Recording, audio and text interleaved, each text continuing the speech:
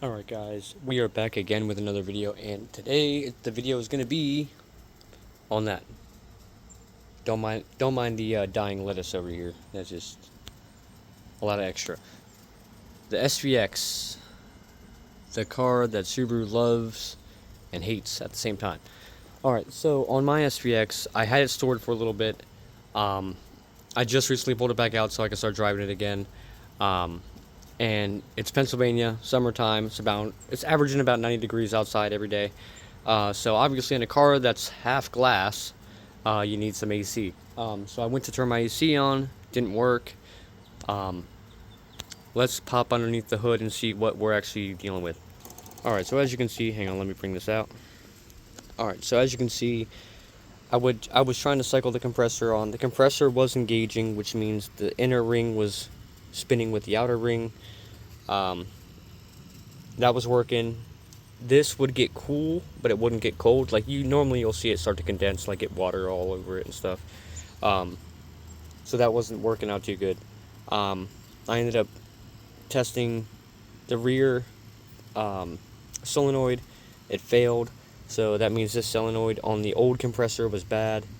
So I ended up going through, and I figured, well, if I'm going to replace this compressor, especially for the price tag, just so you guys know, the rebuilt units, this is I bought one of the last ones that was on eBay from a private seller. This was $700. Just give you guys a fair warning. Used is about $250 to $300, but reman, this was $700.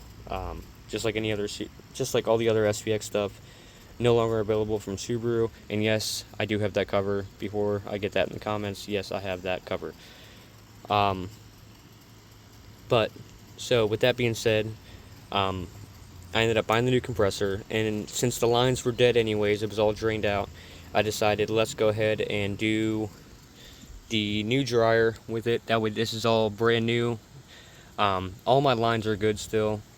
I have to replace the actual pressure sensor, which, if I can get this stuff out of the way, it's all the way down there. Not sure if you can see it, but it's literally right below that wire. That controls basically this engaging. So once it detects freon level, if it's too low it won't engage, if it's too high it will engage. But yeah, so that's a new one. I'll go through the parts list on those, because just so you know, that pressure switch is no longer available from Subaru, so we had to go from there. Let's hop inside now. Okay, so inside the car, so we already replaced the compressor at this point. We already replaced the dryer at this point. There is one more component that you can replace, and that is going to be behind the glove box. So there's an air box down here. As you can see, it's that white box. It actually splits in half because it's held in by clips, both top and bottom. But inside this box is the AC expansion valve. It's a little bit more in depth to take this box out. It's really not that bad to take. You don't have to take all this stuff out. You just basically have to take the glove box out and behind the glove box to get to it. But that part alone is going to be $30, which honestly isn't that bad. It's the work getting it replaced that's more of a pain, because you have to pull the two fittings on the outside off on the firewall, and then you have to come inside here, pull this off, pull the insides of the glove box out, and then wiggle the box around and slide it out. It is a little bit of a wiggle job, but it will come out. I can tell you that it will come out. With that being said, if you were new to the SVX, or maybe you've had one for a while, you'll know what I'm talking about. Your air conditioning, or your fans, heat, air conditioning, all that good stuff, the only way the AC system is going to trigger on is if you're in auto or it's defrost. Auto or defrost, and then you control the temp through the gauge. So if you have it on econ or vent, it's not going to have the AC on. It's got to be on auto or defrost. That's the only way the AC will engage. With that being said, let's say you hit auto or defrost and the compressor does not engage. The outer wheel just spins and the inner wheel stays stationary. That means either one, you're low on freon, or two, the compressor is starting to fail. More than likely it's going to be freon related, because even if the compressor starts to fail, it should still engage, it just won't work. It also could be bad clutches, so it could throw it out and the clutches aren't catching the outer ring. But I don't think that's going to be a real big thing. That's more or less if the car's been used hardcore AC wise. Most of the times the clutches are fine. It's just the solenoid that goes bad. But let me show you some part numbers real quick. Alright, hop over to my mess wall, as you can see. So here is my old compressor.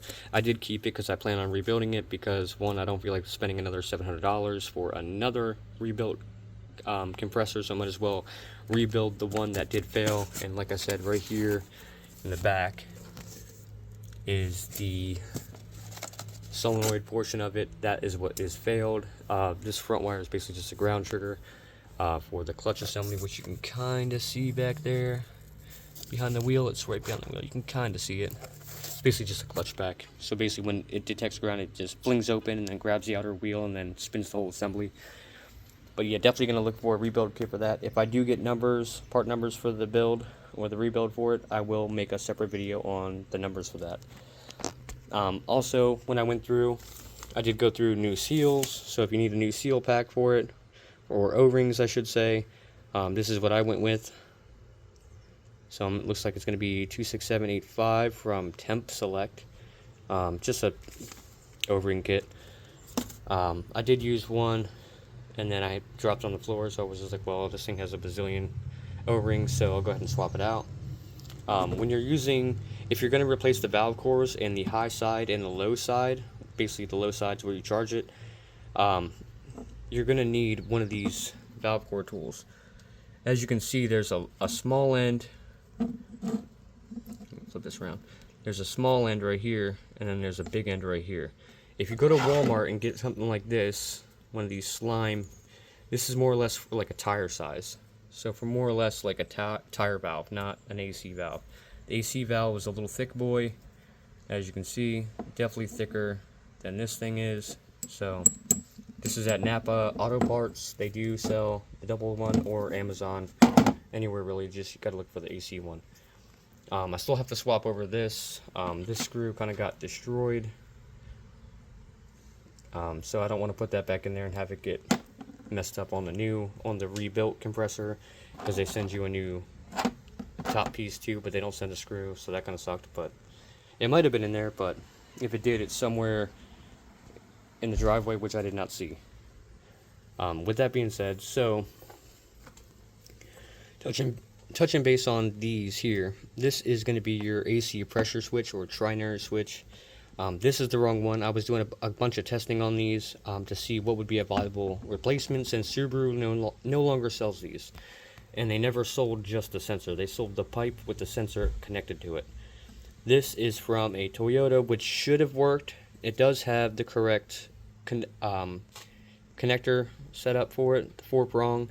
It is the right connector setup, but the threading is wrong. The threading is oversized, so it's too big. And I used that as a test. I basically just matched this nut up to the OEM SVX sensor. My connector actually went out. It actually started blowing Freon through the connector, which is normal. It's old, so the seals in between the connector and the pressure valve basically failed, and it started blowing Freon through the connector port. So just to give you a heads up, that is a thing. But basically what I did was I matched the nut up to the threading on the SVX sensor and made sure I counted threads. So once it's fully down, I'm about a thread and a half out on this nut.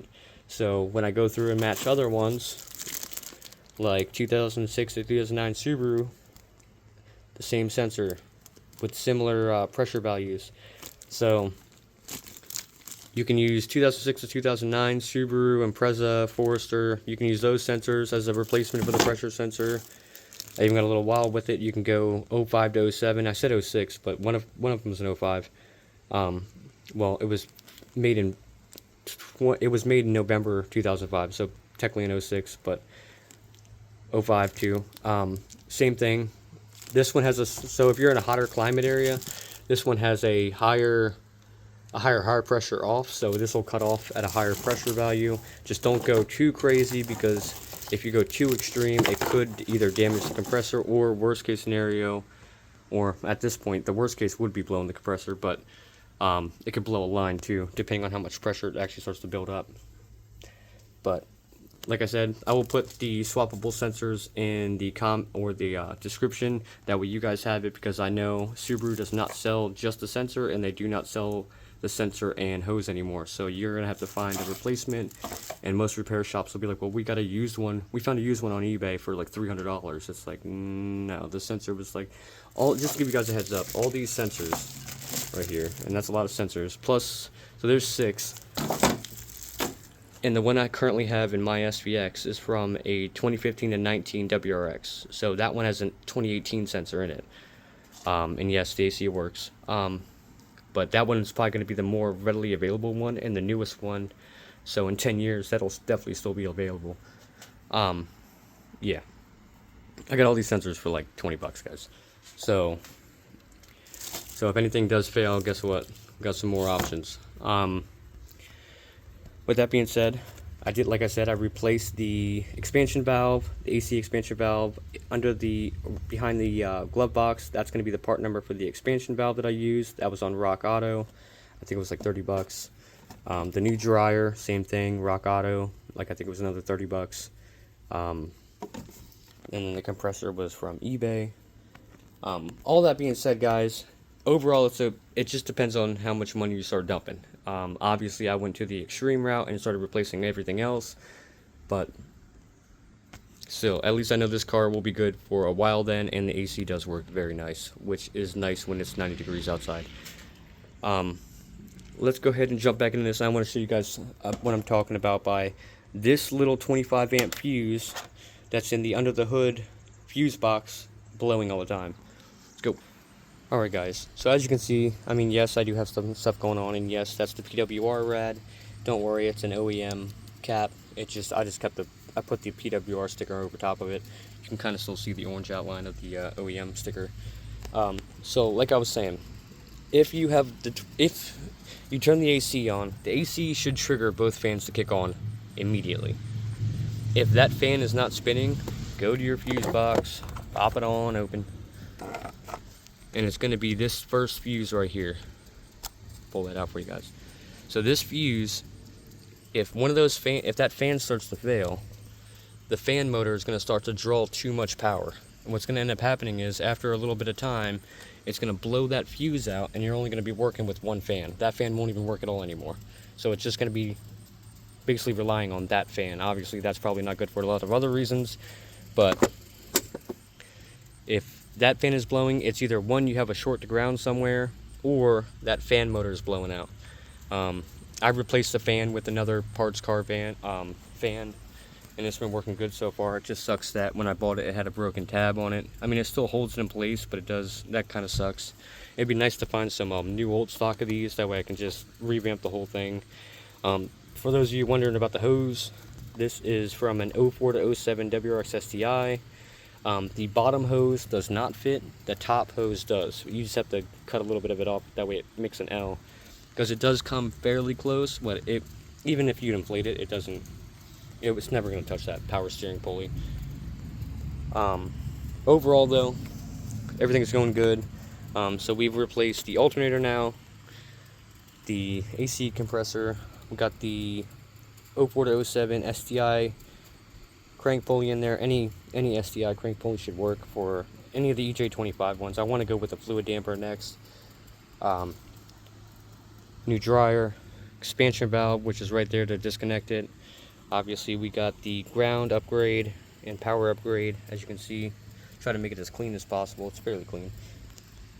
Next up, I gotta redo. I'm probably gonna spray this down, probably clean this up, spray it down with I'll probably go wrinkle red with this, kind of mimic the new STIs, or I guess not really new, mid-2000s is when they started that. Go with like a wrinkle red on the intake, and then I'm working with the shop to get a cold air intake setup going.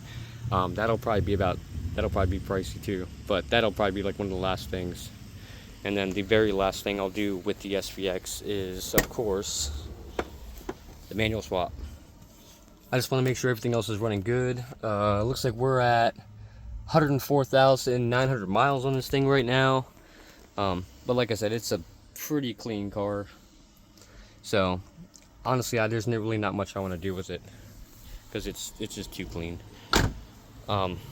Besides that, I will make a video on the taillights because the gaskets of course are no longer available, just like I said with everything else, and it's slowly starting to get some condensation in the taillights. It is a little worse. I had it drying out all day yesterday, so, and you can see it had condensation at one point and water got to it and froze in the wintertime. So I'll get some new I'll get some gasket material and make some gaskets, and then I'll probably post that up in like basically in like a whole video on how to do it. But if you have any questions on the SVX, guys, I'm gonna make another video on if you should own one for any new people that go to or decide to buy one. But I'll talk about that then. If anything else, if you guys have any questions like on the Brembo swap or exhaust setup, or the wheels, so on, go ahead and drop them in the comments below. If you aren't already, follow the channel and share the content. Let's grow this channel. We're almost at 5K, guys. We're almost at 5K. And this car just came back now. Obviously, I got some content for the X3 coming. I got to do brakes and stuff on that. We're just waiting for the wheels to finish being powder coated. Obviously, you can tell it's a bit dirty. But this thing will be back soon. This thing is all good. This thing runs and drives. It just needs wheels. I mean, I could drive it without wheels, but I don't think that would go too good. But that's gonna be it for this video, guys. Thanks for watching, and like always, if you have a question, leave it in the comments. I do answer comments pretty frequently, so yeah. And yes, I know I talk a lot, but it's alright, because half the time some of the people watching these videos, they need the information, because that's why they're here. They don't know, and it's hard to scour through the forums when half the time it's like weird bouncing back and forth conversations and all that. But like always, thanks for watching. If you're not already, subscribe to the channel, and yeah, let's keep making these videos, guys. Peace.